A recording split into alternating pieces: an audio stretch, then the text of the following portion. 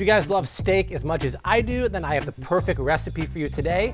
A spice-rubbed, crusty New York strip steak with parsnip fries. The perfect, easy recipe where you can bring the steakhouse into your kitchen. So before we get to this beautiful New York strip steak, let's make my smoked ancho spice rub. That is gonna add so much flavor. So first I have 2 tablespoons of ancho chili. It's more of a fruity pepper, not so much spicy. I have 1 tablespoon of smoked paprika.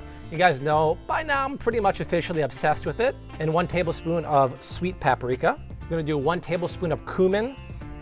I like that herby, citrusy note it brings. And then I have 1 teaspoon of cinnamon. And I know you're thinking, what the heck is this guy doing? But a little bit of cinnamon in this recipe brings such a depth of flavor and just tickles the old taste buds in all the right places. Trust me. I also have 1 teaspoon of coriander here, and finally a 1/4 cup of light brown sugar. And this is one of my go-to spice rubs. I make a big batch and I just keep it in the pantry. You can use it on ribs, pork, chicken, steak. But what I love best is that it creates a crust. And for me, the crust is a must. All right, now it's time to season our steak. Right here I have a 1-pound New York strip steak. It's grass-fed and it is just jonesing for me to eat it. So first, we're gonna hit it up with some kosher salt. You guys know I always season my steaks with a little more salt than you think you need because beef loves salt. And then a nice big pinch of our smoked ancho spice rub here. And give a generous covering here. And show this meat who's boss and slap it around a little bit. Get that dry rub into the steak. Now I'm gonna flip it over and do the same exact thing. And I love a dry rub because it's no added fat. And I just feel like it leaves more of an impact than a wet marinade. I mean, when you put this in a hot pan, the crust is gonna sear and get so golden brown and crunchy, you can't get that with a wet marinade.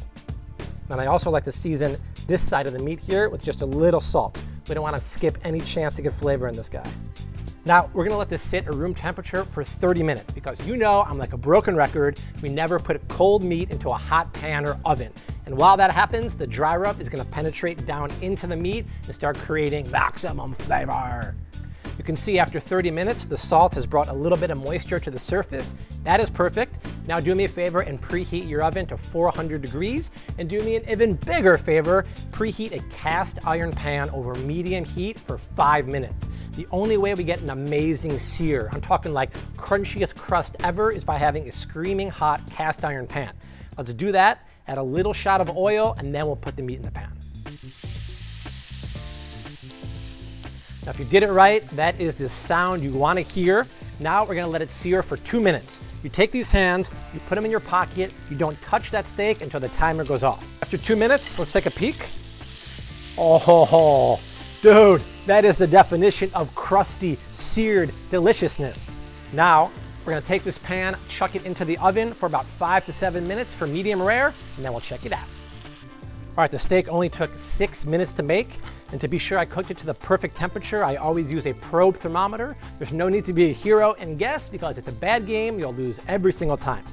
Now we have to let this rest for about 5 to 7 minutes. Because if you're a FlavCity fan, you know that if we cut into this right now, the juices will run everywhere because it's boiling hot inside and the meat is gonna be tough. So while it's resting, I think I did promise you something about parsnip fries because I think we do need some kind of vegetable with this steak. They're super easy to make and here's how I made it. Peel a few parsnips and chop them into 1/2-inch thick fries. Season them with a couple shots of extra virgin olive oil, 1 teaspoon of kosher salt, a couple cracks of fresh pepper, and 1 teaspoon of dried thyme. Toss the parsnips on a sheet tray and bake them in a 425-degree oven for about 30 to 45 minutes until they're golden brown. And if you're wondering what a parsnip tastes like, it's kind of like a celery made sweet, sweet love to a potato. Think of it like a classy French fry. All right, let's cut into our steak and see how it looks. Like butter. Oh, that looks really nice. Still in medium rare in the middle. That beautiful sear mark, that is exactly what I wanted. Come on guys, tell me who would not want to eat this for dinner, huh? The meat is so juicy, but that spice rub, that is where it's at.